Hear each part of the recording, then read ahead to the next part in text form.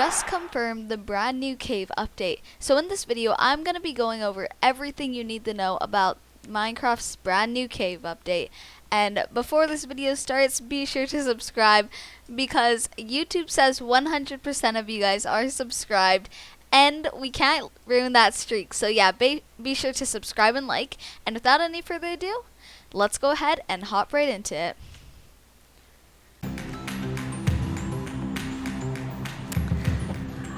Hi, Agnes and Brandon. Hi. Hello. Let's do this. So, okay, the next update is the update that we know that so many of you, and well, so many of us as well, has been wanting for such a long time. It's the Caves and Cliffs update.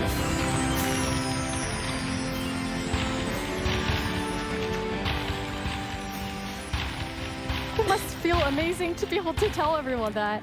Seriously, like, I'm so excited about this. I mean, even before I joined Mojang, I was always thinking about, like, when is the cave update gonna come? And this is it, but it's also got the cliffs as well. It's got the mountains. Like, this is such a big update, and I'm so excited.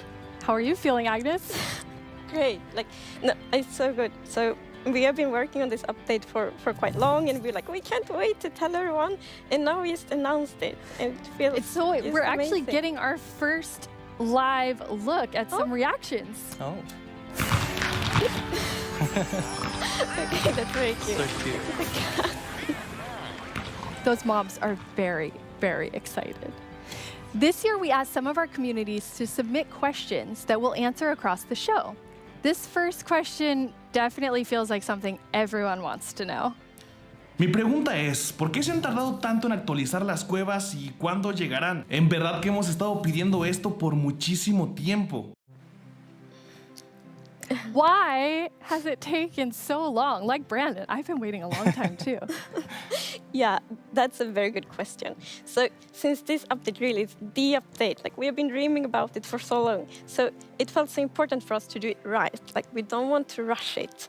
But now we feel it's the right time. Like we have spent the time we need to really like understand the vision we have for the update and also to make sure that we understand what the community actually wants. And we've also like planned around it to make sure that we really can work together with the community to make this and like as epic update as possible. We have another creator question. Hi, I'm the Pink Diamond Diva, and this is my question. Are you making the caves more advanced for older players so they can mine deep, or are you making them more accessible and easy to navigate for newer players? Such a great question. Yeah, I mean, with this update, we're making sure that we can have as much variation as possible within the actual caves themselves, but we want to make sure that the old caves are still retained as much as possible to keep that classic feel. Yeah, and we really also looked into to make sure that we have something for everyone, because you know we have such a huge community, and it's also a very diverse community, and that's such a beautiful thing. So we really want this update to have something for everyone. So actually, we made sure to map all the features in the update to different player styles to really see that we fulfill that goal. That's so cool. And you had such a big thought process on how you decide what even goes into an update this big. Yeah, we have spent quite a lot of time on just making sure that we have a very good like fundament for the update. For example, we did the player style mapping, and we've also worked with design pillars. So the design pillars, they kind of describe the vision of the update. So for example, they help us when we Players to mine in the caves. Yeah, and the third pillar is to create an underground of marvel for the players. And that pillar is a lot about like adding variation to the underground and like contrast and like inspire players to like craft their own underground adventures and build underground. And one thing we have done to like fulfill this pillar is that we have added new cave biomes. And one of them is the Lush caves.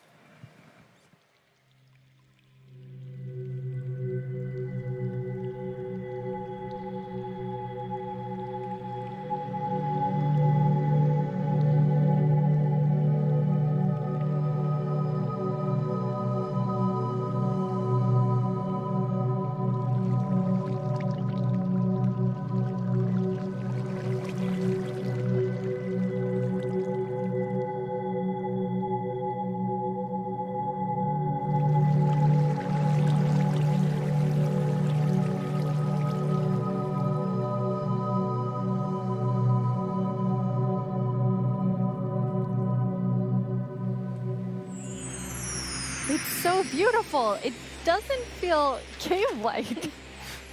Yeah, I mean, we wanted to make sure that, of course, in Minecraft, all the original caves, they're pretty much the same. There's not much variation in terms of vegetation or different features inside of it. So for this, we wanted something which is a bit more like light and lush and actually has vegetation. And I mean, I think it looks amazing. It's gorgeous. And you're adding so many new plants in the Lush caves. Yes, so I don't know if you saw, but there was this new tree that was actually above on the overworld, and this is called an azalea tree. So it's a unique type of tree that it'll be easy to spot for players, and if you actually find this and start going down its roots, you will find a lush cave there. So this is another part of adding strategy to mining, where there are certain landmarks which will allow you to understand what you're doing in the game. Cool. And another one of the new blocks is a block called Spore Blossom. And it's you maybe saw it in the video, it's a big pink flower that you find in the roof of the Lush cave. And it will drip particles from that flower, but it will also actually feel like a big volume around it with particles. So it's similar to the particles that we added to the nether biomes in the nether update. But the cool thing here is that you can move the flower if you want to and get these particles anywhere you want in your world. So you can actually be very creative with that. That's so awesome. And the Lush caves have a real glow to them from one of the plants. Yes. So there are vines in the Lush caves, and they have glow berries on them, and these are actually a light source. And you can also pick them and eat them if you want to. Nice. Yes. And another plant we actually have is the drip leaf plant. And you can actually see that they can kind of grow from like water or anywhere else. And they grow quite tall, but they have like a little plant on the top that you can actually hop onto. So the idea of the mechanic behind it is that the leaf will actually tilt down when you stand on it too long. So this will actually make you fall through. However, after a few seconds, it'll come back up. So it's kind of this like platforming block that allows you to just, continue platforming over and over again, which I hope is really exciting for, content creators making maps. Yeah, you can build like your own platforming levels, and then they will repair themselves. That's kind of neat. It's so beautiful in there. And there's actually a mob coming to the Lush caves. Yes, there is. But we will actually not tell you about this mob now, because in the end of the show, we will show even more features coming to the Caves and Cliffs update. And then we're going to show that mob. This is the first time we have so much that we're actually splitting the update section into two at the beginning and towards the end of the show. It's amazing. Yeah, it's exciting. You've also worked on improving the cave generation. Yes. Yeah, so as you can see here, I mean, this is drastically different to what caves used to look like. And there's definitely still the old style of caves, but we wanted to make sure that there was much more variety in the sort of caves and the shapes and the sizes you could get. And even here, you can see that there's some water underground. Yes, so we actually added something we call local water levels. So in one cave might find like a cave lake, and another cave might not have that one. And this also means that we get naturally generated waterfalls, which is so pretty. And it also kind of gives like new ways to traverse the underground. You can actually go cave rafting. Yeah, so you'll see in a bit that our player here will actually use a boat to raft. And that is just such an exciting opportunity to be able to traverse the caves in a very different way than you used to. Yeah, we were playtesting, and then one of the devs like, look at this, it's so fun, and all of us just started to go with the boat on the waterfall. It was a lot of fun. So another thing to note here is that you could see that a lot of the ores were actually glowing. This is just for preview purposes. Ores aren't going to glow now. It's just that the caves tend to be quite dark, and we want to make sure that players can see the shapes of the cave. Now, will that only be for the normal caves, or will this run across all of the new cave biomes? Yeah, so the really cool thing is that the new cave shapes and sizes is completely independent from the new biomes. So that means that we have so much variation. Because, for example, a lush cave can, for example, generate, in a super narrow tunnel, but it can also generate in a huge cavern, and that creates completely different atmospheres, but it's still the same biome. So we're really going to have lots of variation underground now. You've been calling two of the different cave types spaghetti and Swiss cheese. Show us. cool pillars, and some are more like flat. The caves could be. Yes, I mean, there are so many different variables for how the variation works, and I mean, it has even more variation than the overworld itself. It's just crazy. It's a lot. Yeah, some of the caves, for example, have really cool pillars, and some are more like flat, some are tall. Lots of variation. Very nice. And you have another new cave biome to show us. Yes, so we have the Dripstone Caves biome. And whenever I think about the idea of a cave update, the image of stalagmites and stalactites comes into my head. But adding these are pretty difficult. You know, it's a very unique shape that Minecraft isn't really accustomed to. But I think the way that the artist put it into Minecraft works quite well. And of course, there's some mechanics surrounding this. So you can see that someone destroyed the block up the top, and so the dripstone fell down. And also, unfortunately for this zombie here, if you fall on these dripstones, you will get hurt. Poor zombie. There's another interesting mechanic in the dripstone caves. Yes, so maybe you saw in the video that, like, from the stalactites, you could see that it was like dripping water. So actually, if you put a cauldron under a stalactite, it will fill up with water. So it's renewable water. And how do you remember which is stalactites and stalagmites? Well, that's a very good question. It has been very tricky to remember that, but I think I learned. So we actually, it's hold on tight to stalactite. I was going to say the wrong one. So stalactite is in the roof and stalagmite is on the floor. Perfect. Yeah. We've been practicing that, all of us. For a long time, like even. And you have something really amazing in this update for the sort of redstone engineers out there. Yes, so we've actually been thinking about this redstone block that lives in the deep dark, a new biome at the deepest depths of the world. We're not going to talk about this biome too much today, but we are going to show some of the blocks and maybe later a mob that comes from it.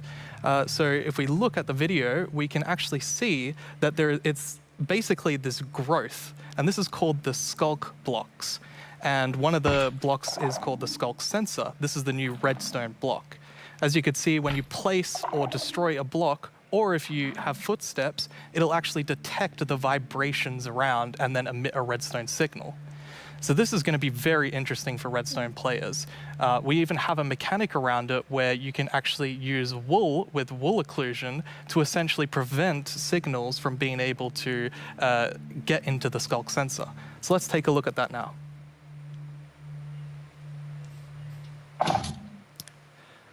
And as you can see here, I walked next to the skulk sensor, and it's actually kind of doing an infinite loop where the piston is causing a vibration, and then it's activating the skulk sensor and going over and over again. But here, I've actually put a wool block in between the piston, which prevents the signal from going to the skulk sensor. This can allow you to even do sort of directional skulk sensors where you can put wool blocks on each side and only allow it to detect vibrations in front of it. And vibrations can be so many different things. You know, it can be a snowball hit, it could be an arrow, it could be footsteps, it could be blocks, anything. So cool. Yeah. And another thing, we had a bit of a happy accident with this because we realized that we get wireless redstone thanks to the skulk sensor. Yes. So, and we didn't even plan to add it, but then when we started playtesting, we're like, wait, we got wireless redstone, and that's so exciting. And well, you can just build so many cool things with that. It's gonna be exciting to see what the community will build. Yeah, you're really looking for community feedback to make sure this feels great for everyone. Absolutely. We wanted to make sure that we could kind of go back to that. I mean, caves can be scary. They're dark. And all I'm going to say is that when you go into the deep dark, I want to make sure that you're very quiet and watch closely for the warden.